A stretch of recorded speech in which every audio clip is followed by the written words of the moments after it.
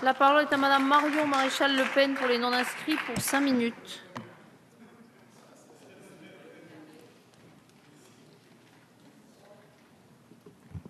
Merci Madame la Présidente, Madame le Ministre, chers collègues.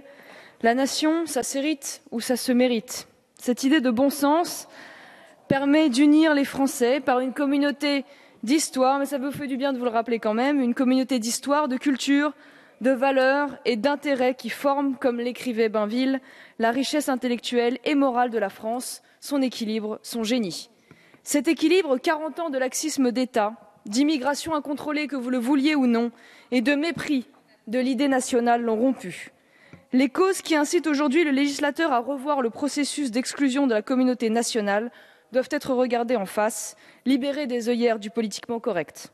Ce sont vos usines de production intensive de français de papier et votre fascination pour le modèle communautariste anglo-saxon qui ont rendu notre tradition assimilationniste inopérante. Sous couvert de tolérance et de bons sentiments, vous avez privé ces Français d'une identité fière à laquelle se rattacher. Ni tout à fait d'ici, ni tout à fait d'ailleurs, ces personnes se sont fabriquées une identité de substitution, imprégnée d'une religiosité meurtrière et construite sur la haine du pays qui n'a su exiger d'eux les apprentissages, les sacrifices nécessaires pour faire pleinement partie de notre civilisation millénaire. L'UMP retrouve dans l'opposition le courage qui leur manquait hier aux affaires. Aucune déchéance ne fut prononcée sous le quinquennat de Nicolas Sarkozy, mandat où la France découvrit avec horreur Mohamed Merah, premier loup solitaire d'une meute qui ne cessera de s'agrandir. À gauche, Manuel Valls fit des promesses musclées, comme à son habitude, suite à l'affaire Nemouche.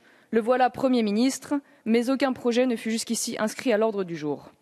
Après la charte de la laïcité dans les écoles, sûrement la gauche va-t-elle proposer d'accrocher au mur des prisons une charte de la nationalité ? Soyons sérieux, le rôle des hommes et des femmes politiques n'est pas de réciter les valeurs de la République ou de les exposer dans de jolis cadres, mais bien de les défendre. Ce sont vos renoncements qui font aujourd'hui de la France, anciennement fille aînée de l'Église, fille aînée du djihadisme. Selon les mots du procureur François Molin, nous n'avons jamais été confrontés dans l'histoire de l'antiterrorisme à de tels nombres, encore que les effectifs soient largement minorés. Ces barbares qui brûlent leurs passeports français, tirent sur nos soldats et décapitent nos compatriotes sont pour un certain nombre d'entre eux détenteurs de la double nationalité. Cette aberration qui permet l'existence d'une catégorie de citoyens aux multiples allégeances. Certains Français allant accomplir leur service militaire dans des armées étrangères. Vous le savez, cette proposition de loi est cosmétique, car l'article 25 du Code civil permet déjà de priver de nationalité un Français pour atteinte aux intérêts fondamentaux de la nation, crimes et actes de terrorisme. Nos voisins britanniques, eux, ont engagé une vingtaine de procédures de déchéance, quand cette idée soulève les cœurs tendres et complices du gouvernement socialiste. Si modification législative il doit y avoir, ce doit être pour remplacer cette possibilité par une application systématique de la déchéance aux djihadistes binationaux qui, doublée de la restauration de la double peine supprimée par l'UMP, permettrait d'évacuer du territoire ces menaces pour notre société.